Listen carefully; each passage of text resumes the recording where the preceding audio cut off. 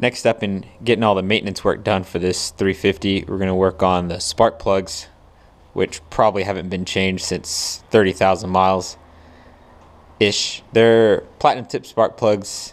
The code is in your owner's manual which ones to buy. It's these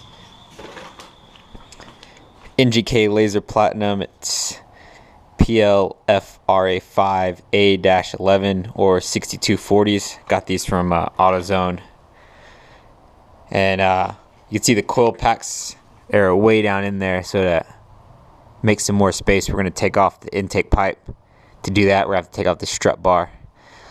The intake pipe, this is obviously aftermarket, but you should look about the same. You want to take off this metal piece right here. The air box usually sits here, so you can just unbolt that and take that out. Or you can leave it in its place and just undo these bolts here. So you could take out this pipe. And for the strut brace, it's obviously just 4 bolts on each side. So I'm going to go ahead and do that right now. Now I got the strut brace and the intake pipe off. Just put a napkin down there because here's your mafson, so you got to be really careful with those. Very finicky, and they're also a lot of money if they do get messed up.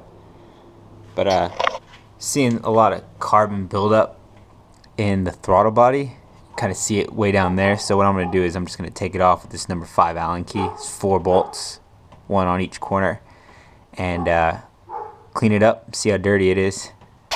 So there's a throttle body. That's about average for what I would expect for, you know, just shy of a 100,000 mile car.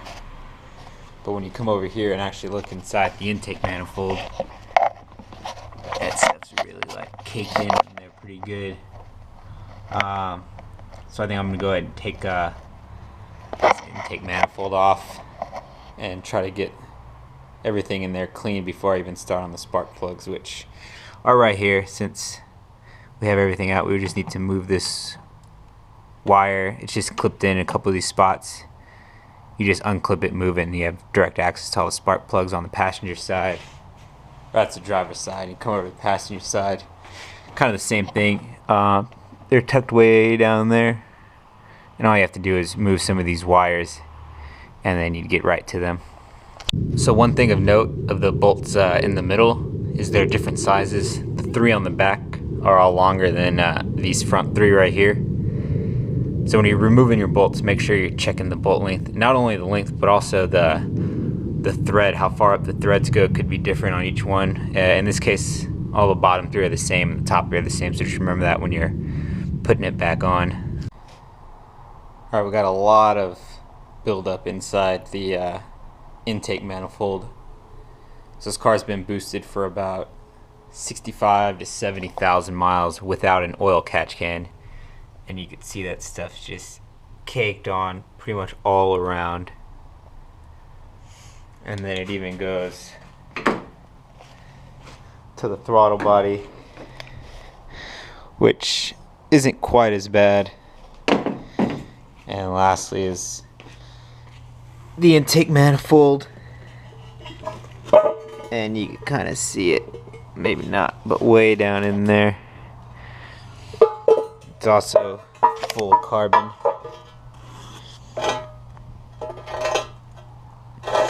Anyway, so I'm going to go ahead and clean all this stuff out before I start working on the spark plugs.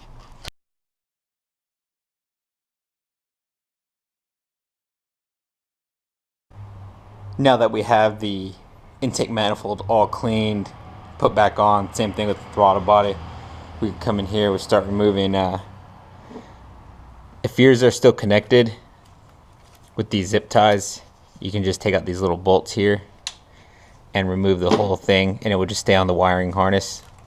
But in my case, it's broken anyway, so I can just move it. But if yours are still intact, you want to keep it that way, just remove these bolts, and then you can move this whole harness out of the way so it's not blacking these coil packs. And to remove the coil packs, you're just going to undo these screws right here. There's one for each, one on each side, and same thing on the driver's side. So I'm going to go ahead and get on that now. With the screw out here, you're going to undo this clip by pushing on the side and pulling it out like that, and then pull your coil pack straight out, being very careful. And you can see the spark plug is down in there like that. You just want to look at the coil pack to see if there's anything blatantly wrong with it, carbon buildup, white ash, or something like that. Here's just a little bit of oil on it on the very end. Other than that, it looks good. We'll just wipe that off, and we'll go ahead and take the spark plug out. Now I like to do one at a time, so I'm not going to remove all these. Just remove that one coil pack, take out the spark plug, put a new one in, and put the coil pack in, and then move on to the next one is how I like to do it. Now if you want to check the gap on your spark plugs, most of them come pre-gap, but you get yourself a little gapping tool. This one's from AutoZone, super cheap. Nissan says 1.1 millimeters, so you come to the back side, you slide it in this, and you go, and that's right at 1.1. And you can check all your spark plugs the same way. It's actually a good practice to do it. Just don't get too hard, because these are platinum tipped. Some are iridium tipped, so the tip's pretty fragile. So just make sure you're careful with it. A good practice also is to put a little bit of anti-seize lubricant on the threads of your spark plug. That way, when it is time to change these again, it doesn't get stuck. It comes out nice and easy, because you don't want to get a stripped spark plug, because then you're looking at major work to try to get it changed. I also like to use some dielectric grease on the boot before putting it in. It's real cheap, so might as well do it. And if you look at the box here, it even tells you how much you tighten it. So hand tighten, and then go 1/16, 1/2 to 2/3 of a turn tight. And also it tells you right here, don't try to pre-gap them or adjust the gap on these. Right, now we're done with the driver's side. Just make sure all the bolts are tight, all the connectors for each coil are done, and if you removed any plugs, make sure everything's buttoned up, and then go ahead and move to the passenger side over here, and we're going to do the same thing. We're going to start undoing some of these bolts so we can move some of these wires out of the way, and vacuum hoses so we could get a better shot at the coil packs, which are down there. The passenger side's a lot more difficult. There's this big engine harness cable. It doesn't quite move as much. It's attached to more places. But if you just take your time and move or unplug any of the wires that are in your way, you can just get enough room to take out each coil pack and spark plug.